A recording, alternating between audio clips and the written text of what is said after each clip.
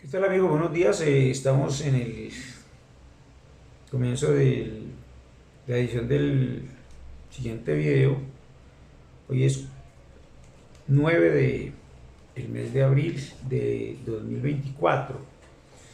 Hoy vamos a entrar en otro tema importantísimo de la prehistoria sagrada del pueblo hebreo.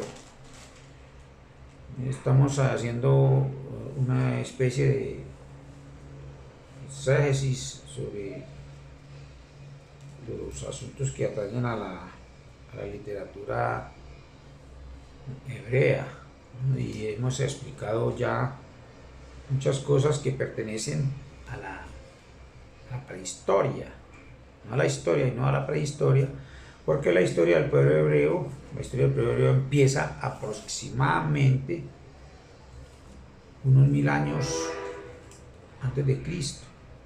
Esa es la historia del pueblo hebreo, cuando se comenzó a constituir, a construir a Israel, el pueblo de Israel, o el país de Israel, que hasta en estos últimos días, en los años 40 del siglo pasado, es cuando ya se logra establecer de que Israel era un país independiente, libre y soberano. Hasta entonces Israel siempre ha sido colonia de diferentes potencias mundiales. A Israel se lo han trasteado como una pelotica. El Imperio Romano, Imperio Británico, el Imperio de Abisinia. Todos son imperios, han tenido a Israel como una colonia, simplemente. Israel no había sido declarada como una nación libre, autónoma y soberana, sino hasta los años 40 del siglo pasado, siglo XX. Eso se debe al desconocimiento de muchas cosas de la historia y de la prehistoria, ¿no? Y confunden la historia y la prehistoria con la Biblia, la confunden. No, Biblia es una cosa, historia es otra y prehistoria es otra. Pero digamos, en el contexto de la palabra Biblia pues es el conjunto de páginas. Biblia es un conjunto de páginas, un conjunto de libros que están compilados en un solo tomo y donde aparece por escrito, según pues los literatos bíblicos, aparece pues toda la historia pues que se considera sagrada de ese pueblo de Israel, del origen de Israel. Bueno, no tiene un origen tan como tan sagrado, no es sagrado, sino que ellos quieren acomodarse como un pueblo sagrado y como un pueblo escogido y bendecido por Dios delante de todo el mundo. Pues no, es mejor aprender a ser judío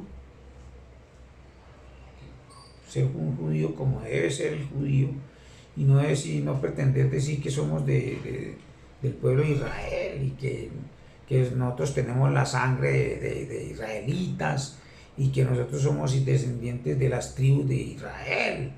No, porque todavía no saben ni qué significa una tribu.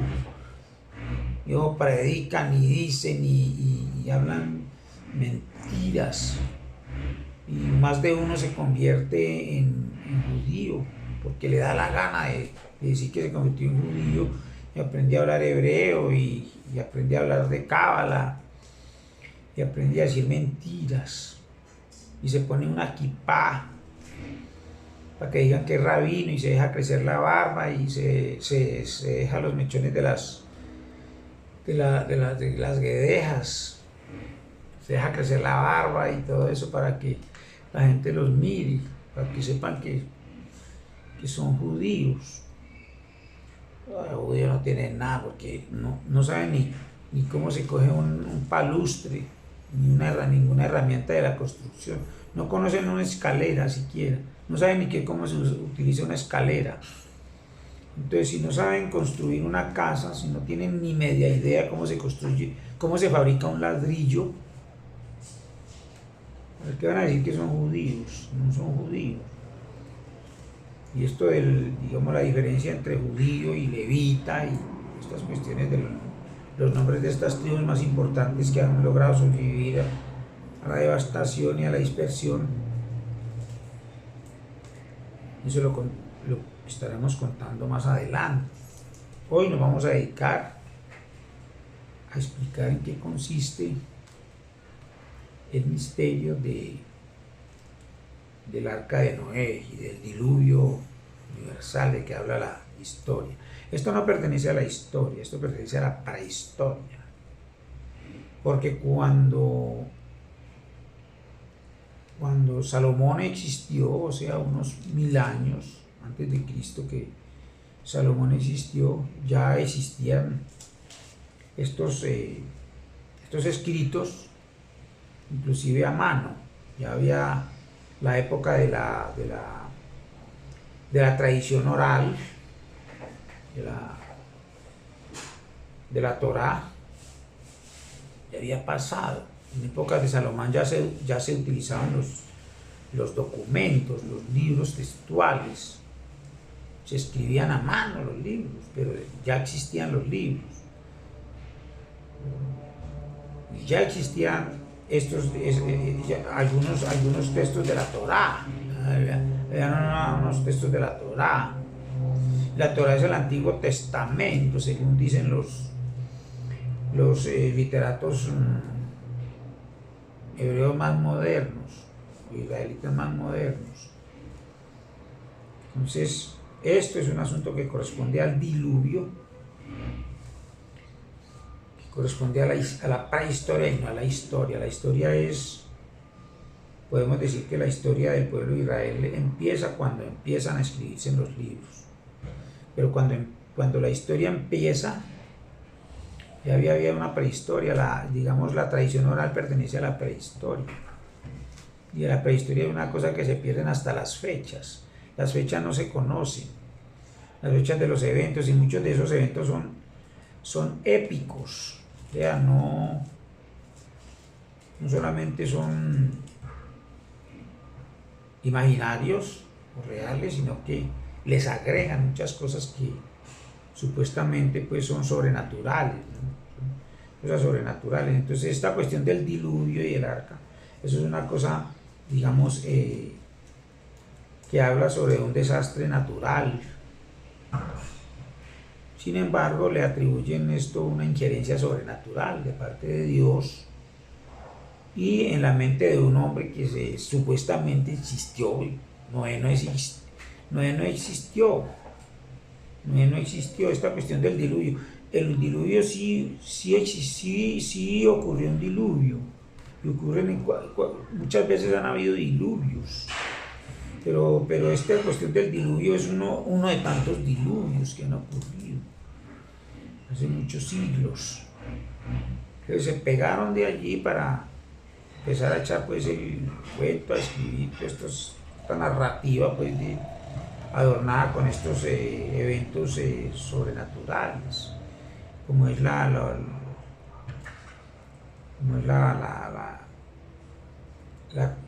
digamos, la relación directa, personal de un supuesto hombre que se llamaba Noé con sus hijos, que construyó un arca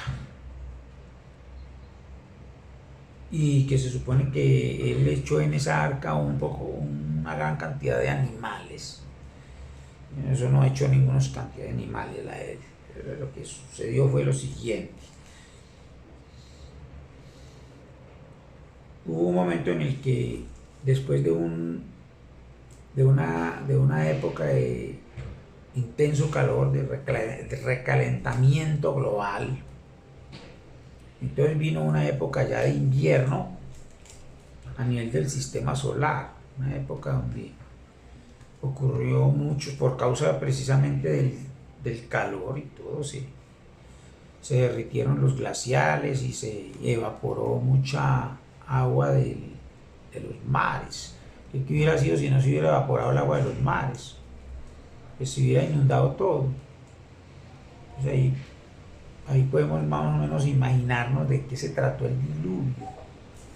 Y el agua evaporada de los mares y los mares llenándose con el deshielo de los polos, de las regiones polares y de las cumbres de los nevados que se derretían con el intenso calor. Pues lógicamente que el intenso calor derrite el agua y la evapora y produce una gran cantidad de lluvias torrenciales. Y esas lluvias torrenciales pues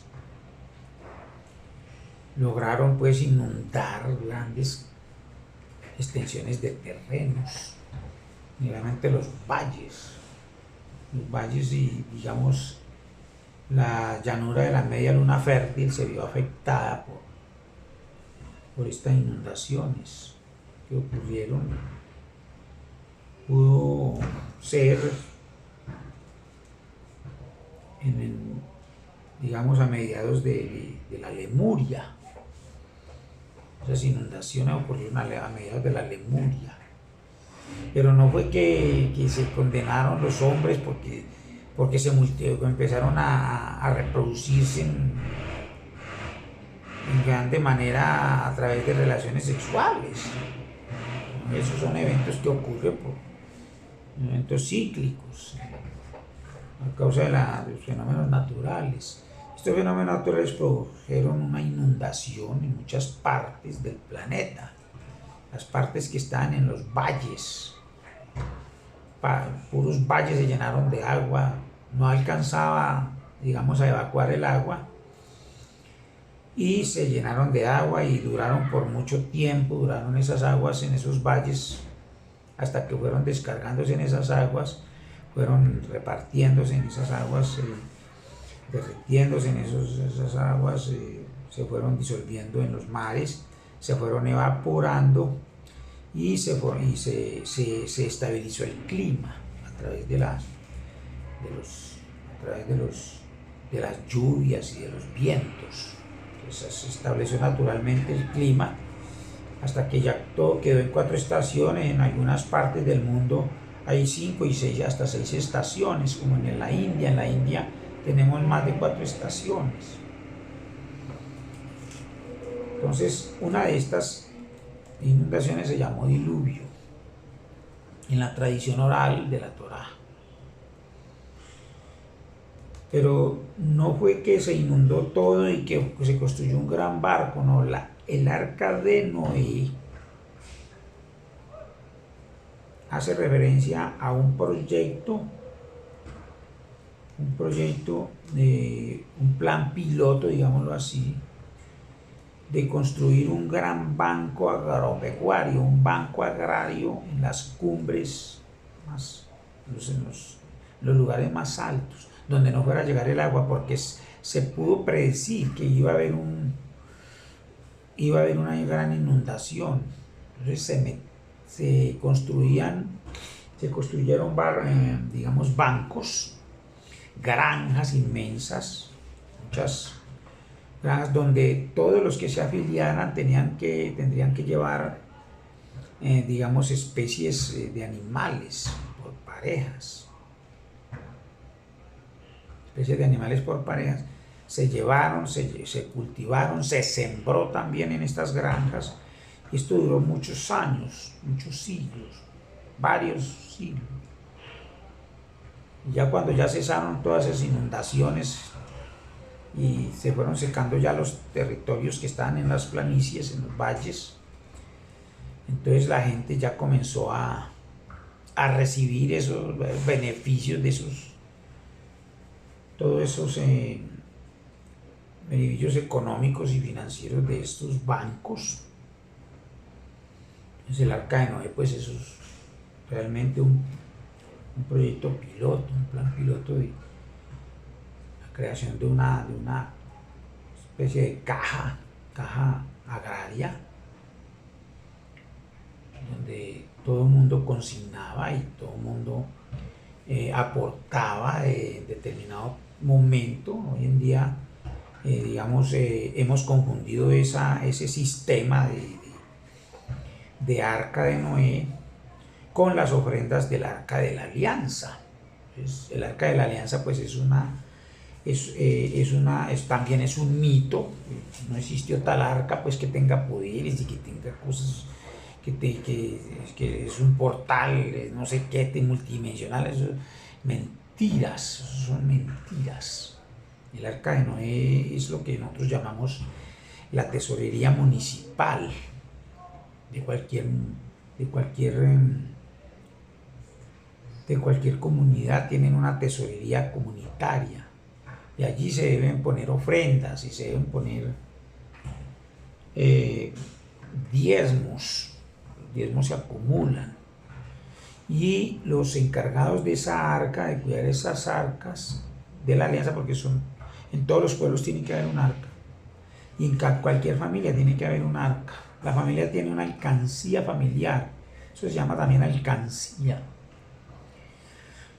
Lo que llamáramos, por ejemplo, también podríamos llamar, digamos, el Banco de la República, donde se acumula todos los impuestos y todo lo que la gente dona. También pueden donar por medio de unas leyes, digamos, regulares. Establecen regulaciones que impongan estas donaciones. Se pueden aportar, digamos, ganados, aves, toda clase de especies animales para reproducir. Se pueden aportar semillas y debería haber un banco agrario pues nacional que administra todos estos intereses. En caso de una calamidad, una inundación, pues entonces todo mundo, el que haya aportado y todo, y debe haber un registro allá, tal y como se manejan estas cuestiones financieras y estas cuestiones de documentación bancaria. Entonces todo el que haya estado afiliado por muchos años, tal y como se manejan, digamos, el sistema, por ejemplo, de jubilaciones y pensiones y cesantías, se debe estar recaudando estos dineros. Y en el momento de la calamidad y de las guerras, pues el país inclusive tendría mucho tesoro para